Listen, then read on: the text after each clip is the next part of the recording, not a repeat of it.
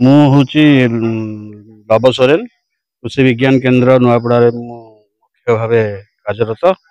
ଆଉ ଆଜି ଏଇ ମୁଣ୍ଡ ବିଲା ଗାଁରେ ଆମେ ଧାନରେ କିଛି ମାନେ ରୋଗ ପୋକ ଲାଗିଥିବାରୁ ଆମକୁ ଖବର ପାଇ ଅନୁଧ୍ୟାନ ପାଇଁ ଆସିଥିଲୁ। ଏବଂ ବର୍ତ୍ତମାନ ଯାହା ଦେଖିଲୁ, ଏଇ ଗାଁରେ ପ୍ରାୟ 300 ଏକର ଖଣ୍ଡେ ଧାନ ଚାଷ ହେଇଛି। ଆଉ ସେଥିମଧ୍ୟରେ ପ୍ରାୟ ସମସ୍ତେ ହାଇବ୍ରିଡ ଧାନ ଚାଷ କରୁଛନ୍ତି। ଆଉ ବର୍ତ୍ତମାନ ମଧ୍ୟ ଧାନ 10 ରୁ 15 ଦିନ ଭିତରେ ଅମଳ ହବାର ଅବସ୍ଥାରେ ଅଛି ଫସଲ।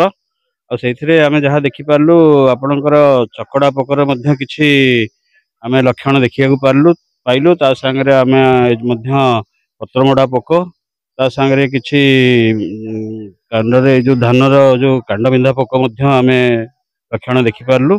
ଯେହେତୁ ଏଇଟା ଆମର ଫସଲ ଅମଳ ହବାର ସ୍ଥିତିରେ ଅଛି ବର୍ତ୍ତମାନ, ତେଣୁ ତାଙ୍କୁ ଆମେ ସେମିତି କୌଣସି ପ୍ରକାର ଅନୁମୋଦନ ନ ଦେଇ 15 ଦିନ ଭିତରେ ଫସଲ କାଟିଦେଲେ ଠିକ ହବ।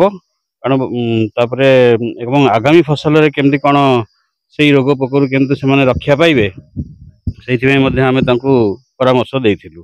ଯେମିତିକି ଆଗାମୀ ଦିନରେ କୌଣସି ସେଇଭଳିଆ ରୋଗ ବା ପୋକ ଲାଗିଲେ କେମିତି ମାନେ ସହଜରେ ତାର ପ୍ରତିକାର କରିପାରିବେ।